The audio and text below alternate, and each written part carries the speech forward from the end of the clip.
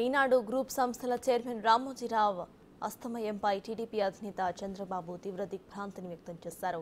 సామాన్య కుటుంబంలో పుట్టి అసామాన్య విజయాలు సాధించారంటూ చంద్రబాబు గుర్తు చేసుకున్నారు. అక్షర యోధుడిగా పేరున్న రామోజీరావు తెలుగు రాష్ట్రాలకు దేశానికి అందించిన సేవలను గుర్తు చేసుకున్నారాయన.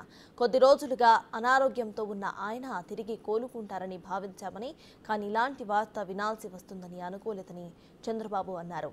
సమాజ హితం కోసం అనుక్షణం పనిచేసిన ఆయన కీర్తి అజరామరమని ఆయన చంద్రబాబు కొనియాడారు. ఇక రామోజీరావుతో తనకున్న అనుబంధాన్ని చంద్రబాబు గుర్తు చేసుకున్నారు.